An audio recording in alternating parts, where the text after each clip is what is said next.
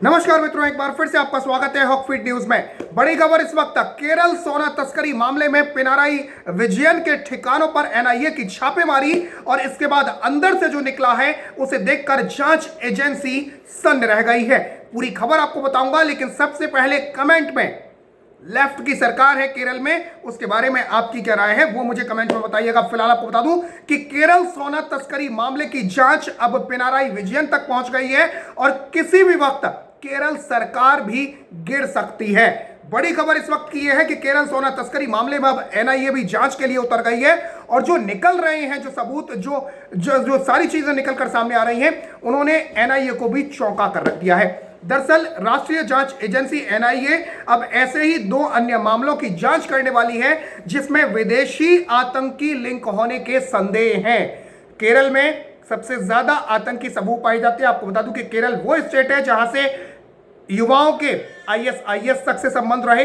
केरल वो स्टेट है जो आज हालत पश्चिम बंगाल की है। वहां पर पहले बीजेपी और आरएसएस कार्यकर्ताओं की जमकर हत्याएं की जाती थी। केरल में वाम दलों की सरकार रही।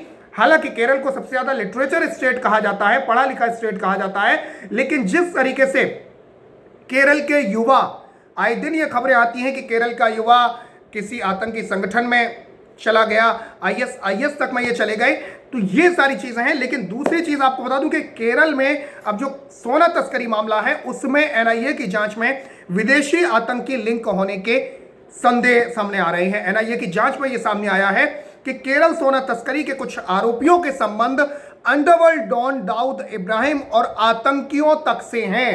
दरअसल राजस्थान पुलिस ने 3 जुलाई को 18.5 किलो सोना जब्त किया था। 28 अगस्त को नई दिल्ली में राजस्व और खुफिया निदेशालय यानी डीआरआई ने अवैध सोनों की छड़ों को जब्त किया जिसका वजन 83 किलोग्राम था। इस मामले से परिचित लोगों ने इसकी जानकारी दी। एनआईए ने अब इन दोनों ही मामलों को अपने हाथों में ले लिया है और जांच एजेंसी को ऐसा संदेह है कि इस घटना में बड़ी अंतर्राष्ट्रीय साजिश हो सकती है जिसमें आतंकी और सोना तस्कर दोनों शामिल हो सकते हैं। जांच एजेंसी का मानना यह है कि सोने के जरिए प्राप्त होने वाले धन का प्रयोग राष्ट्र विरोधी गतिविधियों में हो सकता है। सोने की तस्करी के लिए इन अलग अलग संगठित मामलों के पीछे जांचकर्ता पाकिस्तान की जासूस एजेंसी इंटर सर्विसेज इंटेलिजेंस यानी आईएसआई की भूमिका से भी इनकार नहीं किया जा सकता है। हालांकि इस मामले से परिचित लोगों का कहना यह है कि जयपुर और नई दिल्ली में सोने को जब्त करने का मामला केरल के केस से उसका कुछ लेना देना नहीं है, लेकिन एनआईए इसकी जांच कर रही है और एनआईए का मानना यह है कि इसमें आतंकी लिंक तक जुड़े हो सकते हैं। दाऊद इब्राहिम तक से इसका जो लिंक जो है वो जुड़ा हो सकता है। आपको बता दूं कि एनआईए ने पिछले बुधवार को कोच्चि की विशेष अदालत को बताया कि केरल सोना तस्करी मामले में शामिल 2 आरोपियों के संबंध भगौड़े अपराधी और डॉन दाऊद इब्राहिम के गिरोह से हैं और इन आरोपियों ने कई बार अफ्रीकी देश तंजानिया का दौरा भी किया है जहां अंडरवर्ल्ड डॉन का व्यापक नेटवर्क है। इसके साथ ही एनआईए ने यह भी कहा कि आरोपी नंबर 5 केटी रमीज और आरोपी नंबर 13 एम शराफुद्दीन ने तंजानिया का कई बार दौरा किया और दाऊद के गुर्गे फिरोज ओएसिस से मुलाकात की और देश में हथियारों की तस्करी के तरीकों पर चर्चा भी की गई इस मुलाकात के दौरान। आपको बता दूं कि ये पूरा मामला बेहद बड़ा मामला ये बनता जा रहा है और इसमें पिनाराई विजयन तक घिरते हुए नजर आ रहे हैं और सीएम दफ्तर के अलावा सीएम दफ्तर से जुड़े हुए कई अधिकारी और कई कर्मचारी भी इसमें शामिल बताए जा रहे हैं। तो ये मामला लगातार बड़ा होता जा रहा है और आपको बता दूं कि ये पहली बार है कि देश में सोने की तस्करी के मामलों में आतंकवादी अधिनियम गैर कानूनी गतिविधियां रोकथाम अधिनियम यानी यूएपीए लागू किया गया है और प्रारंभ में केरल सोने की तस्करी के मामले में यूएपीए लागू किया गया था। बाद में जयपुर और नई दिल्ली में जो सोना बरामद किया गया है उसके मामले भी अब यूएपीए के दायरे में आ गए हैं और एनआईए इन मामलों की जांच कर रही है। आपको बता दूं कि इससे पहले कि इस पूरे मामले में ईडी ने संपत्ति जब्त की थी तकरीबन 1,84,00,000 की और उस वक्त भी काफी बवाल मचा था। केरल सोना तस्करी मामले में ईडी ने 1,84,00,000 की चल अचल संपत्ति जब्त की थी और एजेंसी ने यह बताया था कि अचल संपत्ति में एक घर, एक अपार्टमेंट और कोझिकोड में भूमि शामिल है जिसकी कीमत 95 लाख रुपए तक है।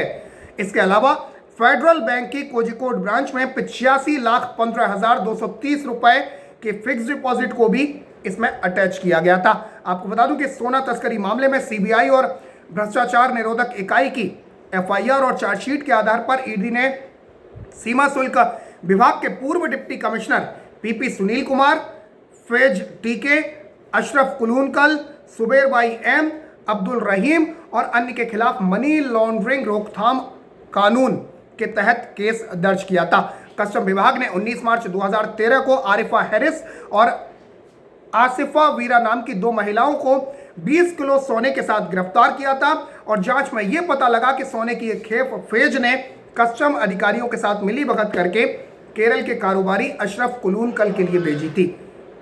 फैज ऐसी महिलाओं को ढूंढता था जो दुबई में रहती हों और जो पैसे के लिए सोने की तस्करी को अंजाम दे सकें। तो ये सारा का सारा मामला, लेकिन अब इस मामले में एनआईए की जांच और एनआईए की जांच में जो आतंकवादी लिंक निकलकर सामने आ रहे हैं, जैसा कि एनआईए का कहना है, या दाऊद इब्राहिम का जो लिंक निकलकर सामने आ रहा है, ये अपने आप में बेहद चौंका देने वाला है। और खबरें ये तक हैं कि इस मामले की जो जांच है वो पिनाराई विजयन तक पहुंच सकती है। आपको बता दूं कि केरल के सीएम है पिनाराई विजयन, लेफ्ट की सरकार केरल में है और केरल वो स्टेट है जिसे भला लिटरेचर सबसे ज़्यादा लिटरेसी रेट वहां पर ज़्यादा हो, साक्षरता दर भले ज़्यादा हो, लेकिन आए दिन केरल से बीजेपी और आरएसएस कार्यकर्ताओं की हत्याओं की खबरें आती रहती हैं। हालांकि इन खबरों पर अभी थोड़ा विराम लगा है, लेकिन पश्चिम बंगाल में जैसे हालात आज हैं, केरल में वैसे हालात रह चुके हैं।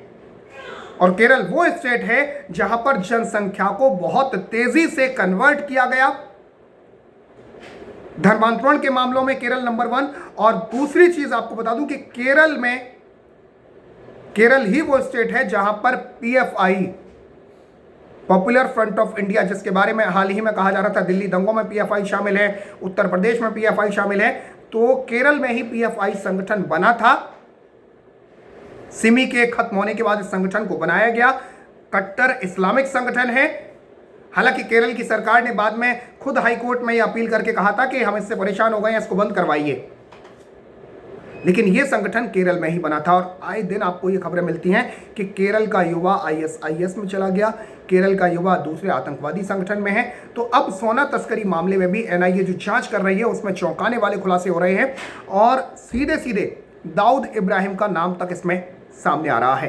तो खबर को शेयर करें, साथ ही साथ हॉकफीड न्यूज़ को सब्सक्राइब करें, क्योंकि देश से जुड़ी खबरें हम आप तक लेकर आते हैं।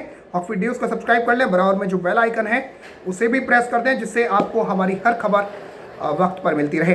देश से जुड़ी खबरें आपको मिलती रहेंगी। फिलहाल के लिए इतना ही। जय हिंद, जय भारत, नमस्कार।